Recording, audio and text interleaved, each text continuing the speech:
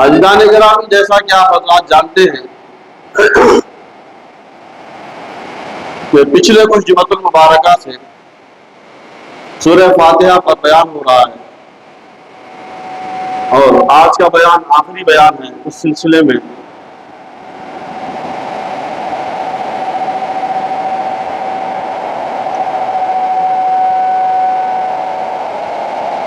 تو ایک نظر شروع سے پھر ڈالتے ہیں تاکہ بات سمجھ میں آ جائے۔ اللہ تعالیٰ سورہ فاتحہ میں ارشاد فرما رہا ہے، الحمدللہ رب العالمین، تمام تعریف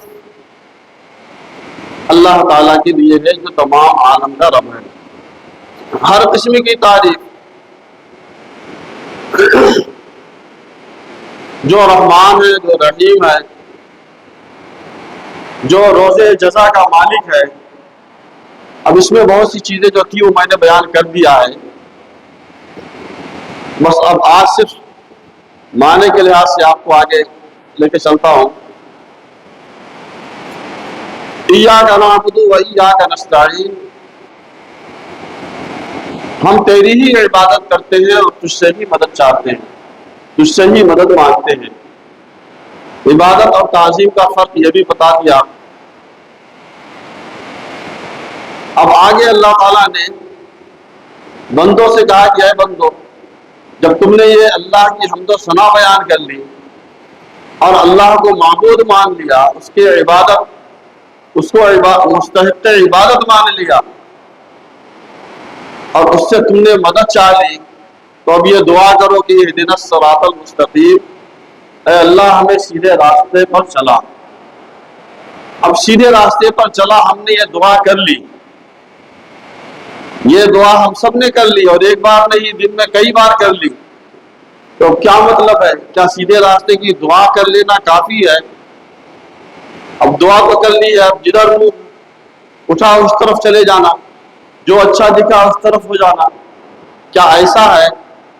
ایسا نہیں ہے، اس لیے کہ اللہ تعالیٰ نے ہمیں ادھورا نہیں چھوڑا۔ جب دعا کی تعلیم دی تو اس کے بعد میں اس کے آثار و قرائن بھی اللہ نے بتائے۔ اللہ نے فرمایا صراط الذین انعمت علیہم، راستہ ان کا جن پر تو نے احسان کیا، جن پر تو نے انعام کیا، اس راستے کی دعا کرو۔ یہ اہدنا الصراط المستقیم آیت کی یہ تفسیر ہے کہ ہم جو اللہ تعالیٰ سے دعا کرتے ہیں کہ اے اللہ ہمیں سیدھے راستے پر چلا، تو وہ کون سا راستہ ہے؟ اس کی تفسیر اس آیت میں ہے کہ اللہ تعالیٰ فرما رہا ان کا راستہ جن پر ہم نے انعام کیا، اس راستے کی دعا مانگو۔ غیر المغضوب علیہم ولا الضالین، ان کا راستہ نہیں جن پر اللہ کا غضب ہوا، نہ بہکے ہوئے کا راستہ۔ جو جن پر غضب ہوا وہ یہودی ہے، اور جو بہکے ہوئے ہیں وہ عیسائی ہیں۔ تو اللہ تعالیٰ نے ہمیں نہ صرف دعا سکھائی ہے بلکہ راستہ اتنا واضح کر دیا ہے کہ آدمی اگر نیت اچھی ہو تو بہک نہیں سکتا ہے۔ پھر ابھی اس کی تفسیر بھی دوسری جگہ اللہ تعالیٰ نے فرمائی کہ صراط الذین انعمت علیہم میں ہے کون لوگ؟ بھائی جن پر اللہ نے انعام کیا، احسان کیا، وہ جماعت کون سی ہے؟ تو دوسرے مقام پر اللہ نے فرمایا وَمَن يُطِعِ اللَّهَ وَالرَّسُولَ فَأُولَٰئِكَ مَعَ الَّذِينَ أَنْعَمَ اللَّهُ عَلَيْهِم مِّنَ النَّبِيِّينَ وَالصِّدِّيقِينَ وَالشُّهَدَاءِ وَالصَّالِحِينَ وَحَسُنَ أُولَٰئِكَ رَفِيقًا۔ جس نے اللہ اس کے رسول کی اطاعت کی، ذہن میں وہ رکھیے گا وہ معنی انعام کا، یہ راستہ ان کا جن پر تو نے انعام کیا۔ اب اس کی تفسیر ہو رہی ہے، اللہ فرما رہا جس نے اللہ اس کے رسول کی اطاعت کی تو وہ ان کے ساتھ ہوں گے۔ کن کے ساتھ ہوں گے؟ جن پر اللہ نے انعام کیا۔ اب اس کی تفسیر، اس کی تفسیر پھر تفسیر ہو رہی ہے، تفسیر کی تفسیر اور قرآن سے ہی ہو رہی ہے۔ اللہ فرما رہا جن پر اللہ نے انعام کیا وہ کون لوگ ہیں؟ وہ لوگ ہیں جن پر اللہ نے انعام کیا، تو وہ نبیین ہیں، صدیقین ہیں، شہداء ہیں، صالحین ہیں۔ اب جب یہ اتنا واضح کر دیا اللہ تعالیٰ نے اس راستے کو، ایک تو دعا مانگنے کا حکم دیا، پھر جو ہے اس کے آثار و دلائل بتائے کہ وہ راستہ ایسا اور ایسا ہے، پھر اور زیادہ وضاحت کرتے ہوئے نام تک بتا دیا کہ وہ راستہ ان لوگوں کا راستہ ہے۔ اب اس کے بعد میں اگر کوئی بہک جائے تو پھر اللہ ہی ہدایت نصیب فرمائے۔ اتنا واضح کر لینے کے بعد اب ہم چلتے ہیں اس طرف کہ اہل سنت و جماعت ہم جس میں ہیں الحمدللہ، یہی سیدھا راستہ ہے، اور تمام بزرگان دین اور اولیاء اللہ اور صحابہ اور اہل بیت سب کے سب صراط مستقیم میں داخل ہیں۔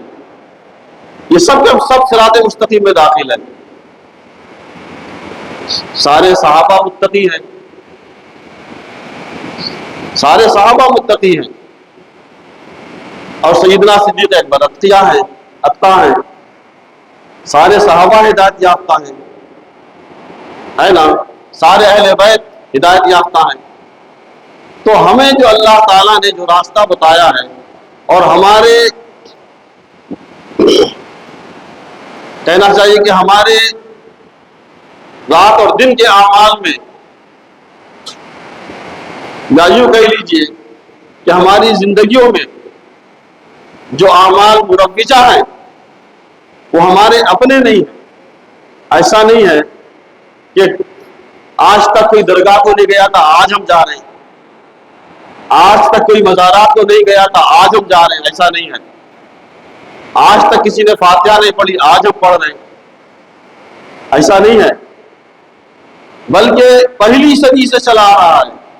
اہل سنت کے جو مروجہ جو عقائد و اعمال ہیں یہ آج سے نہیں ہے، یہ صحابہ کے دور سے، سرکار علیہ السلام کے زمانے سے، اس سے پہلے تقاریر میں نے آپ کے سامنے احادیث بھی بیان کیا اس تعلق سے، اور بہت مشہور احادیث ہیں، باتیں ہیں جو آپ کے سامنے بیان ہو چکی ہے، اس پہ نہیں جانا چاہتا ہوں۔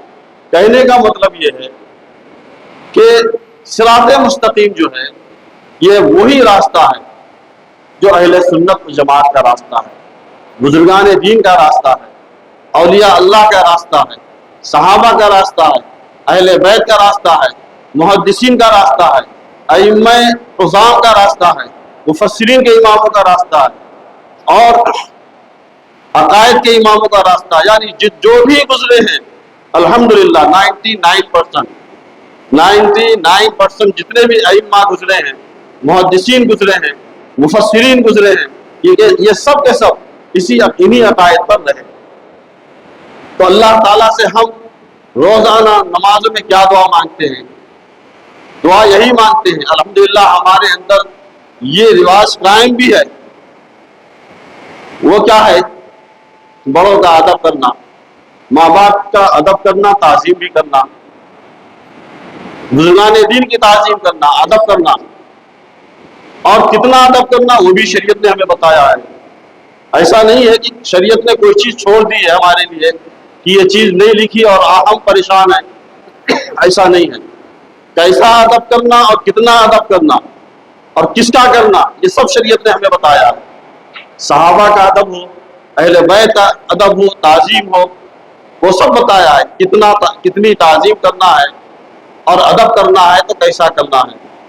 اللہ تعالیٰ کی تعظیم کرنا ہے تو وہ تو عبادت ہے، اب اللہ تعالیٰ سے محبت کرنا ہے یہ کامیابی ہے۔ تو عزیزان گرامی، ہمارا جو دین ہے وہ مکمل ہے، کہیں پر تشنا لبی نہیں ہے، کہیں ہم ایسے نہیں ہے کہ یہاں پر کوئی مسئلہ آ رہا ہے اس کو ہم حل نہیں کر سکتے، سارے مسائل حل ہو چکے ہیں الحمدللہ، اور ہم اسی سورہ فاتحہ کو ہر نماز میں پڑھتے ہیں اور دعا بھی کرتے ہیں اللہ تعالیٰ سے، اور اللہ تعالیٰ کو مستحق عبادت بھی جانتے ہیں، اللہ تعالیٰ کو لائق عبادت بھی مانتے ہیں اور مدد اسی سے چاہتے ہیں. یہ سب چیزوں کی وضاحت کر چکا ہوں کہ مدد جو ہے حقیقی مدد اللہ ہی کی ہوتی ہے. اللہ اگر نہ چاہے تو کوئی کسی کی نہ ظاہری مدد کر سکتا ہے، نہ باطنی کر سکتا ہے، نہ روحانی کر سکتا ہے، نہ جسمانی کر سکتا ہے، نہ چھوٹی کر سکتا ہے، نہ بڑی کر سکتا ہے. یعنی کسی قسم کی مدد نہیں کر سکتا. اور یہ اللہ تعالیٰ کا نظام ہے، اللہ تعالیٰ ہی کا نظام ہے. بھائی ہم کو جب اللہ تعالیٰ نے یہ بتایا کہ اے بندے تو اس طرح کہے کہ ہم تجھ سے ہی مدد چاہتے ہیں، اور ہم کہتے ہیں تو کیا اللہ تعالیٰ ہماری مدد خود کرتا ہے؟ کوئی کہہ سکتا ہے کسی بھی قسم کی مدد کیا اللہ ڈائریکٹ کرتا ہے؟ کوئی کہہ سکتا ہے ڈائریکٹ تو نہیں کرتا ہوں. ہاں، ہم کو یہ عقیدہ دیا جا رہا ہے کہ جو بھی مدد ہو تم اس کو من جانب اللہ جانو، من جانب اللہ سمجھو، اس لیے کہ حقیقی مددگار اللہ ہی ہے. اللہ تعالیٰ جب کسی کے دل میں ڈالتا ہے اور جو چیز دینی ہے اس چیز کو وجود میں لاتا ہے، پھر وہ شخص جس کو لینا ہے اس کو جو ہے اس کے دل میں ڈالتا ہے، وہ اس کی مدد کرتا ہے، پھر اس سے وہ فائدہ اٹھاتا ہے. یہ ساری چیزیں من جانب اللہ ہوتی ہیں. اب اس کو جو ہے بطور مثال بھی میں نے سمجھایا تھا. قرآن کریم میں بھی اس کی مثالیں ہیں بہت سی جگہوں پر کہ اللہ تعالیٰ خود ہی فرما رہا ہے فرشتوں سے وَلَقَدْ نَصَرَكُمُ اللَّهُ بِبَدْرٍ وَأَنْتُمْ أَذِلَّةٌ. البتہ تحقیق کہ اللہ نے تمہاری مدد کی بدر کے دن فرشتوں سے، جبکہ تم بہت ہی کمزور تھے.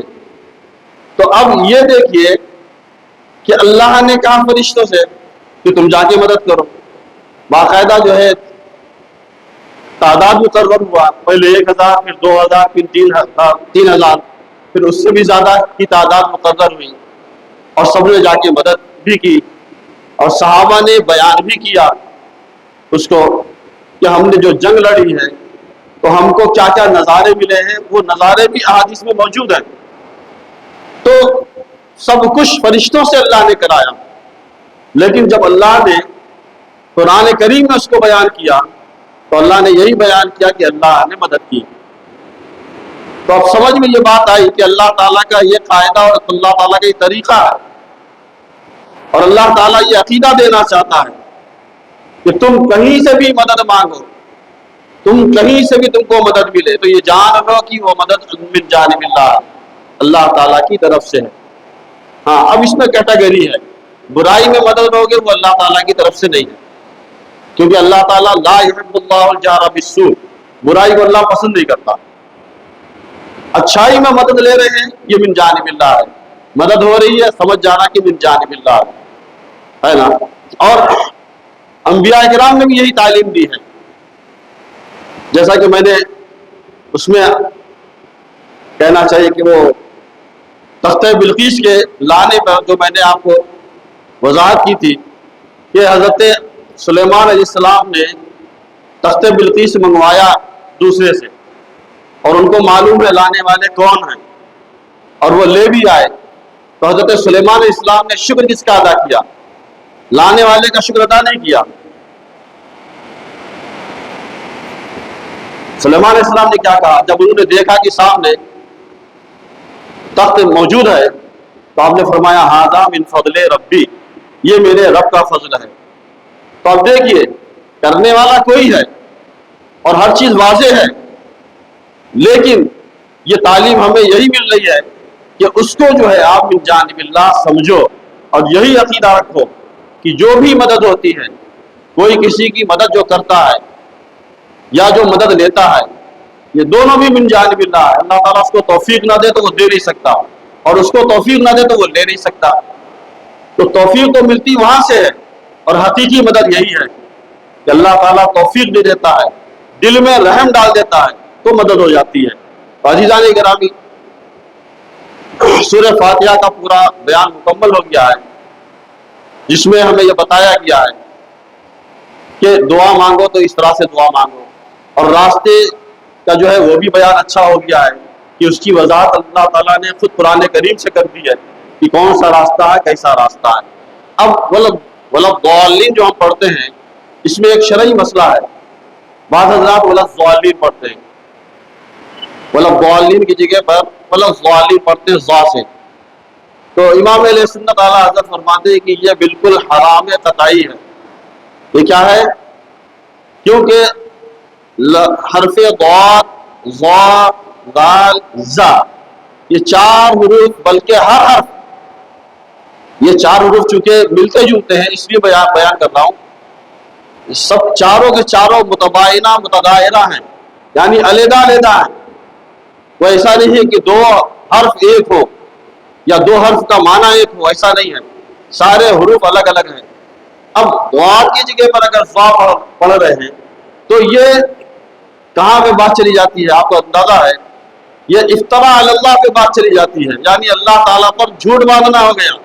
اللہ نے کہا کچھ, ہم کہہ کچھ رہے ہیں کہ اللہ نے یہ کہا, اور اللہ تعالیٰ پر جھوٹ باندھنا کیا ہے؟ گناہ کبیرہ ہے. اور اگر سمجھانے کے باوجود, بتا دینے کے باوجود, علم حاصل ہونے کے باوجود پھر یہ قصدن کرے تو ایسا شخص کافر ہو جاتا ہے.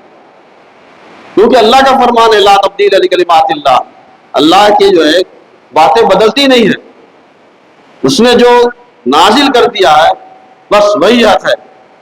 تو اس میں احتیاط کرے, کوشش کرے بھائی, وہ لوگ ضالین پڑھنے کی پوری کوشش کرے. چلو 100% نہیں تو 50% تو نکال سکتے ہیں نا. یہ تو نہیں ہوگا کہ ہم نے حرف ہی بدل دیا ہے, لیکن حرف بدل دیا اگر تو یہ غلط ہو جائے گا. اچھا, دوسرا مسئلہ آمین کا. سورہ فاتحہ کے بعد آمین پڑھی جاتی ہے, تو یہ نماز میں ہو یا نماز سے باہر ہو, سورہ فاتحہ ختم ہونے کے بعد آمین کہنا یہ سنت ہے شرعی مسئلے کے لحاظ سے. اب نماز میں کوئی آہستہ کہتا ہے, کوئی زور سے کہتا ہے, وہ اپنے اپنے مسلک کے حساب سے اس کو جو ہے فالو کرتے ہیں. اور ہم احناف لوگ آہستہ کہتے ہیں, اور جو زور سے کہتے ہیں ان کو بھی ہم برا نہیں کہتے ہیں, وہ بھی اپنے مسلک کو فالو کرتے ہیں, ہے نا. تو یہ ہو گیا سورہ فاتحہ کا. انشاءاللہ تعالی آئندہ پھر دوسرے موضوع پر آپ کے سامنے بیان ہوگا. وآخر دعوانا الحمدللہ رب العالمین.